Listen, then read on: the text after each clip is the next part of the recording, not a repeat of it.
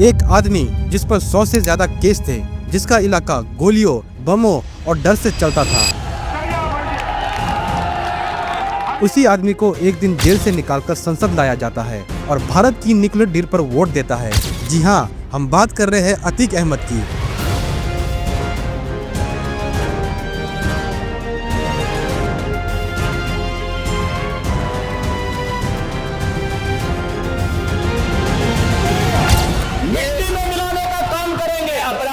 मगर ये कैसे हुआ? कैसे एक शख्स जिसके ऊपर मर्डर के आरोप तक साबित नहीं हुए और वही देश की सबसे बड़ी विदेश नीति का फैसला करता है। लेकिन मैं अभी तक नहीं समझ पाया ये न्यूक्लियर डील है क्या, और क्यों हर बार उसे वोट देकर जनता ही उसे और ताकत देती गई। कैसे एक टांगा चलाने वाले के बेटे ने 11 करोड़ की दौलत खड़ी की और कैसे राजनीति, पुलिस और माफिया एक दूसरे से मिलकर एक पूरा साम्राज्य बनाते हैं और कैसे उसी साम्राज्य ने प्रयागराज से लेकर संसद तक अपना असर दिखाया। आज हम देखेंगे राजू पाल की हत्या से शुरू हुई लड़ाई कैसे उमेश पाल की गवाही तक पहुंची, कैसे एक एक करके एनकाउंटर हुए और कैसे लाइव कैमरे के सामने अतीक अहमद और अशरफ को मार दिया गया। और सबसे बड़ा सवाल, क्या ये सिर्फ अपराध था या किसी बड़ी कहानी का हिस्सा? इतनी लंबी क्रिमिनल हिस्ट्री होने के बावजूद आम लोग बार बार उसे वोट देकर 5 बार MLA और 1 बार MP क्यों बनाते रहे? मीडिया का रोल कहाँ नहीं है? मीडिया ने झूठ बोल बोल के मोदी जी को प्रधानमंत्री बना दिया। इन सभी जवाबों को समझने के लिए हमें थोड़ा पीछे जाना पड़ेगा। तो चलिए शुरू करते हैं प्रयागराज से, जिसे उस समय इलाहाबाद कहा जाता था। यहाँ से थोड़ा बाहर एक छोटा गांव है कसारी मसारी। यहीं रहता था हाजी फिरोज अहमद, जो टांगा चलाकर अपने बड़े परिवार का पेट पालता था। 10 अगस्त 1962 को इसी घर में पैदा होता है अतीक अहमद। घर में गरीबी थी, अतीक सबसे बड़ा था। उसके बाद एक छोटा भाई अशरफ और 2 बहनें भी थी। पढ़ाई में तो अतीक का मन कभी नहीं लगा। 8वीं के बाद स्कूल से दूरी भी बढ़ने लगी और असल कहानी की शुरुआत यहीं से होती है, जब उसने अपना पहला बिजनेस खोजा। इलाके से कोयले की मालगाड़ियां गुजरती थी, तो अतीक ने सोचा क्यों न कोयला चुराकर बेच दिया जाए। धीरे धीरे देखा कि इसमें अच्छा फायदा हो रहा है, तो आसपास के और लड़कों को भी साथ में जोड़ लिया और एक छोटा गैंग बन गया। इसी बीच थोड़े समय के लिए इलाके के सांसद सलीम शेरवानी के लिए बाउंसर का काम भी किया। किसी तरह 10वीं का एग्जाम तो दे दिया, लेकिन 17 साल की उम्र में फेल हो गया और उसी साल 1979 में उसके नाम का पहला मर्डर केस दर्ज हो गया। 1979 से 1983 के बीच कोयला चोरी के साथ साथ वसूली का काम भी शुरू हो गया था। अभी सब कुछ छोटे लेवल पर था, लेकिन उसी इलाके पर उस समय एक बड़ा नाम था, शौके इलाही, जिसे चांद बाबा के नाम से जानते थे। बाद में चांद बाबा अपना साम्राज्य चला रहा था। उसी चांद बाबा की कुर्सी पर अतीक ने गिद्ध की तरह अपनी नजरें गड़ा दी। चांद बाबा उस वक्त का सबसे बड़ा डॉन था, इतना कि पुलिस उसके इलाके में जाने से भी डरती थी। कहा जाता है कि नेताओं का हाथ उसके सर पर था, इसीलिए पुलिस उसके गैंग को छू तक नहीं पाती थी। फिर 1988 में एक नए पुलिस ऑफिसर आए इसी एरिया में, नवरंग सिंह। ये पहले अधिकारी थे जिन्होंने चांद बाबा को उसी के इलाके में घेरने की कोशिश की। उस दिन तो चांद बाबा बच निकला, लेकिन उसी रात कहानी पलट गई। चांद बाबा ने अपने लोगों के साथ पूरा पुलिस स्टेशन घेर लिया। कई घंटों तक चारों तरफ से गोलियां चली और बम फेंके गए। दिलचस्प बात यह है कि चांद बाबा के बम बनाने का तरीका बहुत अलग था।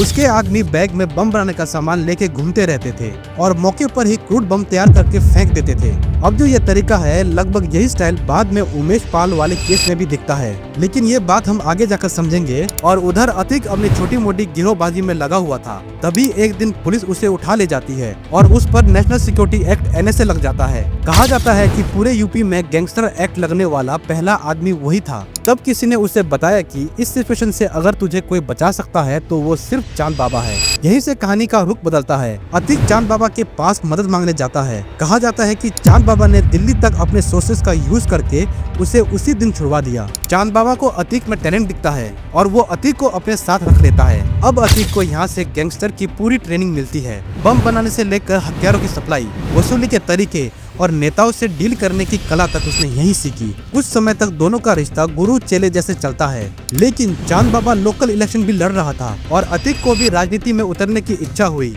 जब वो भी चुनाव लड़ने की बात करने लगा तो इसी बात पर दोनों का टकराव हो गया, झगड़ा हो गया और दोनों अलग हो गए। अब दोनों एक ही इलाके में एक ही बिजनेस और एक ही एम्बिशन के साथ आमने सामने खड़े थे।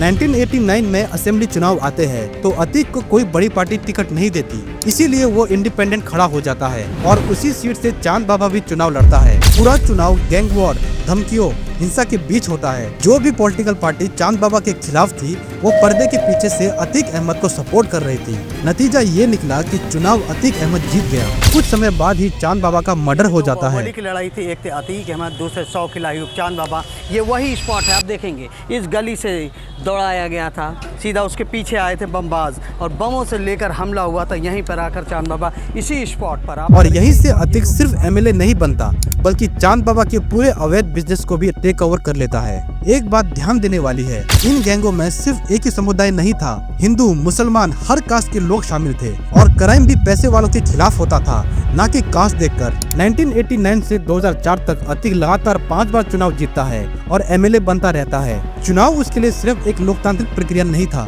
ये एक बिजनेस मॉडल था। आरोप ये लगते हैं उसने एक्सटॉर्शन, जमीन कब्जा, इलेक्शन टैक्स के नाम पर businessman, builders, factory owners, hospital owners और बड़ी रिटेल शॉप्स सबसे पैसा वसूला। बूथ कैप्चरिंग, दूसरे इलाके के लोगों को ट्रक में भरकर वोटिंग के समय लाना, ये सब उस दौर की राजनीति की रियलिटी भी थी। बड़ी बड़ी पार्टीज के लिए वो फंड के नाम पर बड़ी आसानी से करोड़ों रुपए जमा कर देता था। उसकी एक आवाज पर बंदूकें लेकर भीड़ खड़ी हो जाती थी। 1995 में जो गेस्ट हाउस कांड हुआ, जिसमें मायावती को एक कमरे में बंद करके उन पर हमला किया गया था, वो नारे लगाते रहे कि मायावती बाहर हो, हम तुमको सबक सिखाते, हम तुमको गोली का निशाना बनाते हैं। उस घटना में भी आरोप अतीक अहमद पर लगे। इस इंसिडेंट के बाद उसके नाम का खौफ और बढ़ गया और पॉलिटिकल पार्टियां भी समझ गई कि ये आदमी उनके काम का हो सकता है। फिर 2004 में बड़ा मोड़ आता है। समाजवादी पार्टी उसे फुलकर से लोकसभा टिकट देती है, वही फुलकर जहां से जवाहरलाल नेहरू जीतकर संसद पहुंचे थे। उनकी बहन और बाद में वीपी सिंह जैसे लोग भी इसी सीट से जीतकर प्रधानमंत्री बने थे। इस सीट से जीतना एक चुनाव नहीं था, यह एक प्रतीक था। अतीक ये चुनाव जीत जाता है और माननीय विधायक से सीधा माननीय सांसद बन जाता है। रवाना होने के बाद उनके काफिले में गाड़ियों का कारवां जुड़ता गया और करीब 1000 से ज्यादा गाड़ियों के काफिले के साथ वो कानपुर पहुंचे। क्योंकि एमएलए और एमपी एक साथ नहीं रह सकते, इसलिए उसे एमएलए की सीट छोड़नी पड़ती है। उस सीट पर बाय इलेक्शन होता है और इस बार वो अपने भाई अशरफ को खड़ा करता है। दूसरी तरफ बीएसपी से आते हैं राजू पाल। 2004 के अक्टूबर में हुए इस चुनाव में राजू पाल लगभग 4000 वोट से जीत जाता है। अतीक को ये हार बिल्कुल पसंद नहीं थी। राजू पाल कोई साधारण आदमी नहीं था, उसके ऊपर भी आरोप थे कि उसने अनीस पहलवान नाम के एक व्यक्ति की हत्या करवाई। हालांकि कोर्ट में साबित नहीं हो पाया। चुनाव जीतने के अगले ही महीने राजू पाल पर बम और गोलियों से हमला होता है, लेकिन वो बच जाता है। दिसंबर में फिर हमला होता है, फिर वो बच जाता है। 16 जनवरी 2005 को उसकी शादी पूजा पहल से होती है और फिर शादी के सिर्फ 9 दिन बाद 26 जनवरी 2005 का दिन दोपहर करीब 3 बजे राजपाल 2 गाड़ियों से अपने गांव रिपब्लिक डे मनाने जा रहा था। साथ में उसके दोस्त और वकील उमेश पाल भी थे। मेन बाजार में अचानक 20 से 25 लोग उनकी गाड़ी को घेर लेते हैं और गोलीबारी शुरू हो जाती है। राजू पाल को कई गोलियां लगती है और उसे टेम्पो में ढालकर हॉस्पिटल ले जाया जाता है, लेकिन हमलावर वहीं नहीं रुकते, टेम्पो का पीछा करते हैं और हॉस्पिटल के बाहर फिर से गोलियां और बम फेंके जाते हैं। कुल 19 गोलियां लगती है और उसकी मौत वहीं हो जाती है। एक सिटिंग एमएलए की सरेआम हत्या की खबर सुनकर बीएसपी के सपोर्टर्स और आम लोग सड़कों पर उतर आते हैं। दंगे होते हैं, विरोध होता है। एसपी से लेकर नीचे तक कई पुलिस ऑफिसर सस्पेंड कर दिए जाते हैं। पूजा पाल जो 9 दिन में विधवा बन चुकी थी, पुलिस स्टेशन जाकर एफआईआर दर्ज करवाती है, जिसमें अतीक अहमद, उसका भाई अशरफ और 7 और लोगों का नाम होता है। केस तो चल रहा था, लेकिन प्रैक्टिकली ज्यादा कुछ आगे नहीं बढ़ता। बाद में उसी सीट पर फिर बाय इलेक्शन होते हैं। इस बार बीएसपी पूजा पाल को टिकट देती है और उधर से अतीक अपने भाई अशरफ को फिर खड़ा करता है। इस चुनाव में अशरफ जीत जाता है। जितनी प्रत्याशियों की उम्र है उससे ज्यादा मुकदमा हमारे ऊपर है। यानी अब उस एरिया में एमपी अतीक और एमएलए उसका भाई और ऊपर से राज्यों में एसपी की सरकार। उस टाइम पर अतीक की पावर अपने पीक पर थी। अतीक का काम करने का तरीका 2 हिस्सों में बटा हुआ था। एक तरफ इल्जाम थे कि वो नेताओं के लिए कॉन्ट्रैक्ट किलिंग करता था, जमीन कब्जा करता था, वसूली करता था, लेकिन दूसरी तरफ उसके पास आम लोग आते थे। शादी ब्याह, दहेज की रकम, जमीन के झगड़े, 2 भाइयों के डिस्प्यूट सब सुलझाने के लिए वो अतीक अहमद के पास आते थे। एक तरह से प्राइवेट कोर्ट सिस्टम चलता था, जहां रोज सैकड़ों लोग अपनी समस्या लेकर आते थे। 2007 तक प्रयागराज में उसका दबदबा बिल्कुल साफ दिखता है, लेकिन 13 मई 2007 में तस्वीर बदल जाती है। यूपी चुनाव में एसपी की सरकार चली जाती है और बीएसपी की मायावती सरकार सत्ता में आ जाती है।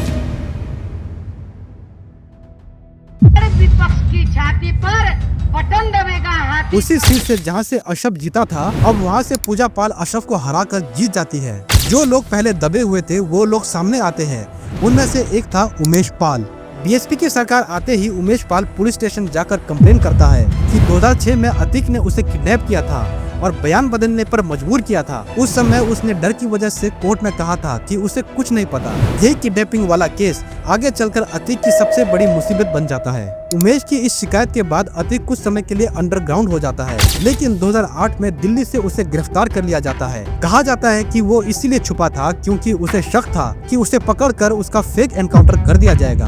अतीक अब जेल में बंद होने के बावजूद भी अभी भी एमपी था और केसों की सुनवाई चलती रहती थी। इसी दौरान 2008 में इंडिया यूएस न्यूक्लियर डील पर देश की सबसे बड़ी पॉलिटिकल लड़ाई चल रही थी। The Nuclear Non-Proliferation Treaty, and as such, critics are asking why the United States is so eager to help the country expand its nuclear capabilities. विपक्ष चाहता था कि ये डील पास ना हो। कांग्रेस के पास 228 सांसद थे। बहुमत के लिए उन्हें 44 वोट और चाहिए थे। सरकार गिर सकती थी, विदेश नीति बदल सकती थी। आखिरी में फैसला हुआ कि संसद में वोटिंग होगी। वोटिंग से 48 घंटे पहले ही जेल से 6 लोगों को निकाला जाता है और संसद लाया जाता है। उनमें से एक नाम था अतीक अहमद, जो संसद में पहुंचकर न्यूक्लियर डील पर वोट करता है। आज भी ये बात रिकॉर्ड पर है कि न्यूक्लियर डील के इतिहास में एक वोट उस आदमी का भी है जिसके ऊपर दर्जनों क्रिमिनल केस चल रहे थे। सबको लगा कि समाजवादी पार्टी जैसा कहेगी वैसा ही वोट देगा, लेकिन हुआ इसका उल्टा। अतीक ने मुलायम सिंह और कांग्रेस दोनों के खिलाफ जाकर डील के खिलाफ वोटिंग किया। इस कदम के बाद समाजवादी पार्टी ने उसके साथ बाकी 6 लोगों को पार्टी से निकाल दिया। इस समय तक अतीक अहमद के ऊपर 100 से ज्यादा केस दर्ज हो चुके थे, लेकिन खास बात यह है कि किसी भी कोर्ट के अंदर उसकी गिल्ट साबित नहीं हुई थी। गवाह सामने आते ही नहीं थे या बयान बदल देते थे या उस बीच उनकी मौत हो जाती थी। कहा जाता है कि जिन पुलिस वालों की ड्यूटी उसकी हाजिरी लगाने या उसे जेल से कोर्ट तक ले जाने में लगती थी, वे अपना नेम टैग निकाल कर जेब में छुपा लेते थे कि कहीं उनका नाम अतीक को पता ना चल जाए। 10 जजों ने उसकी केस की सुनवाई करने से मना कर दिया था। यही फर्क होता है एक आम क्रिमिनल और बाहुबली में। बाहुबली की ताकत इतनी होती है कि उसके केस अदालत में साबित हो ही नहीं पाते, इसलिए वो सिर्फ आरोपी बना रहता है, गुनहगार नहीं। क्योंकि कोई केस साबित नहीं हुआ था, इसीलिए वो चुनाव भी लड़ता रहता है। 2009 में अपना दल से चुनाव लड़ा और फिर वो हार गया। 2012 में फिर वो जेल से बाहर आया, फिर चुनाव लड़ा और फिर पूजा पाल के सामने हार गया।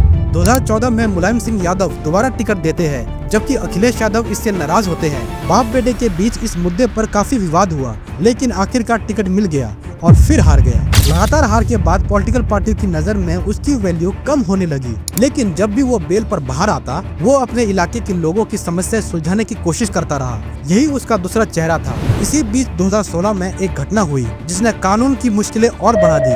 इलाहाबाद के Sam Higginbottom university of agriculture में 2 लड़कों को चीटिंग करते हुए पकड़ा गया और स्टाफ ने उन्हें एग्जाम देने से मना कर दिया। मामला अतीक तक पहुंचा। वो भीड़ के साथ यूनिवर्सिटी पहुंचता है और टीचर्स और स्टाफ को पीटता है। इसका वीडियो वायरल हो जाता है और हंगामा होता है और फिर 2017 में उसे फिर गिरफ्तार कर लिया जाता है। इसी दौरान सीबीआई भी राजू पाल मर्डर केस की जांच आगे बढ़ा रही थी।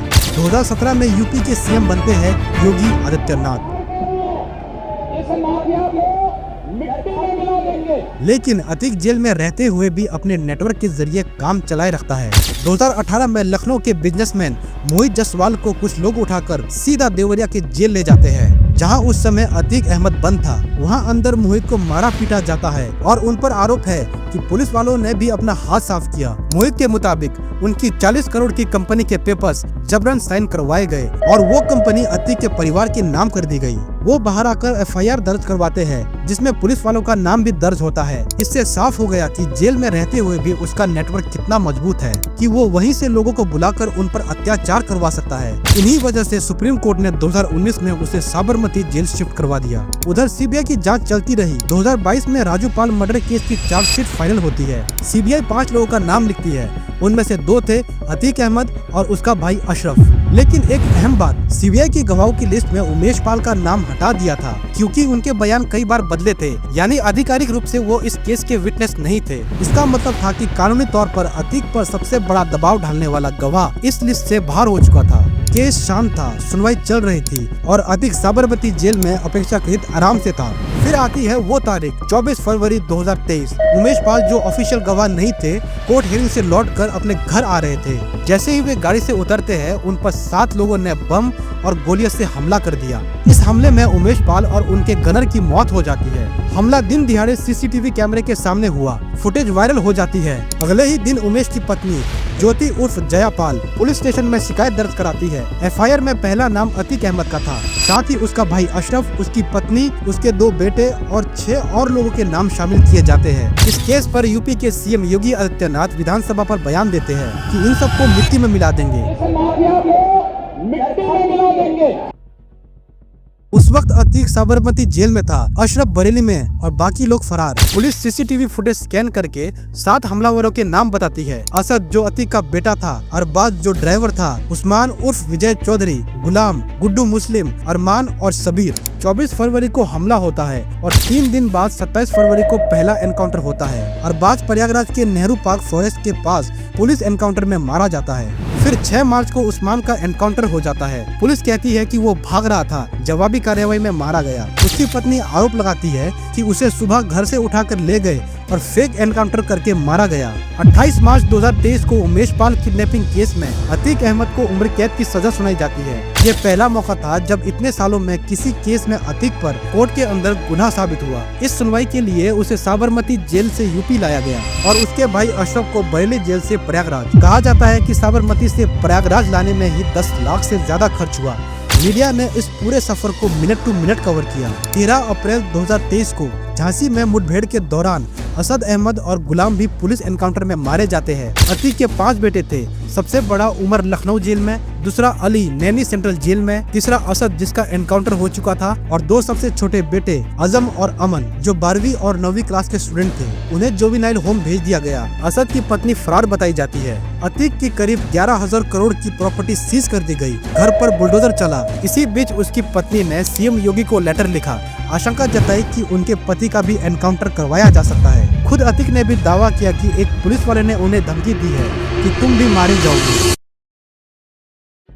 उमेश पाल केस में हमला करने आए 7 लोगों में से अब तक 4 लोगों का एनकाउंटर हो चुका था। अरबाज, उस्मान, असद और गुलाम। 3 गुड्डू मुस्लिम, अरमान और सबीर फरार बताए जाते हैं। उन पर इनाम घोषित है। 13 अप्रैल को असद के एनकाउंटर के अगले दिन उसकी बॉडी कसारी मसारी गाँव लाई जाती है। वही गाँव जहाँ अतीक पैदा हुआ था। वहीं भी उसके बेटे का अंतिम संस्कार होता है। इसी दौरान अतीक और अशरफ धूमनगंज थाना क्षेत्र के जेल में बंद थे। कोर्ट ने आदेश दिया था कि दोनों का नियमित मेडिकल चेकअप होगा ताकि अगर पुलिस कस्टडी में मारपीट या टॉर्चर हो तो वो रिकॉर्ड हो सके। 15 अप्रैल की रात करीब 10 बजे दोनों को मेडिकल चेकअप के लिए धूमनगंज थाने से सिर्फ 10 मिनट की दूरी पर स्थित अस्पताल की ओर ले जाया जाता है। दोनों को पैदल ले जाया जा रहा था। मीडिया उन्हें घेर लेती है। माइक आगे बढ़ते हैं, सवाल पूछे जाते हैं। इसी भीड़ में 3 लोग नकली मीडिया पर्सन बनकर आते हैं। हाथ में माइक और कैमरा जैसा कुछ और कुछ ही सेकंड में गोलियों की आवाज गूंजती है। लाइव कैमरा के सामने पुलिस कस्टडी में अतीक अहमद और अशरफ की हत्या कर दी जाती है।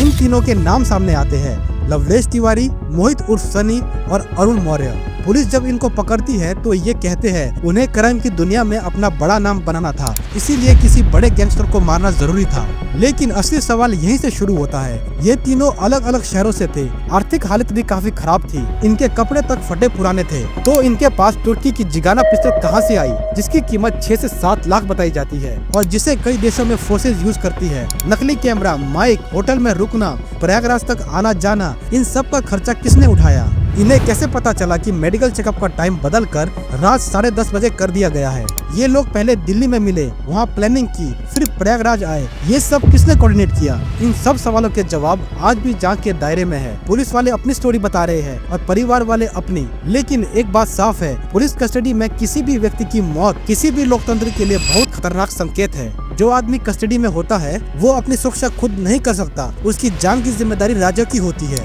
जब कानून से विश्वास उठने लगे, जब लोग देखना शुरू कर दे कि अदालतों में केस सालों साल चलते हैं और फैसले नहीं आते और गोली चलाकर सब तुरंत निपटा दिया जाता है, तो समाज में एक खतरनाक मैसेज जाता है। लोगों को लगने लगता है कि कोर्ट के बजाय बंदूक उठाकर ही इंसाफ लिया जा सकता है। यही फर्क है कानून के राज और जंगल राज में। जब तक केस कोर्ट में प्रूफ होते हैं तब तक आरोपी रहता है। जब फैसला बंदूक करती है तब समाज धीरे धीरे लोकतंत्र से दूर और डर की तरफ बढ़ने लगता है। और यही इस पूरी कहानी का सबसे बड़ा सवाल है। अतीक अहमद की कहानी सिर्फ एक गैंगस्टर की बायोग्राफी है या फिर हमारे सिस्टम, हमारी राजनीति और हमारे कानून की कमजोरी की रिकॉर्डिंग है, जो आज भी फाइलों में, रिकॉर्ड में और न्यूक्लियर डील की वोटिंग की लिस्ट में दर्ज है। तो दोस्तों, आज की वीडियो सिर्फ यहीं तक। मैं मिलता हूँ आपको नेक्स्ट वीडियो में, तब तक के लिए बाय बाय।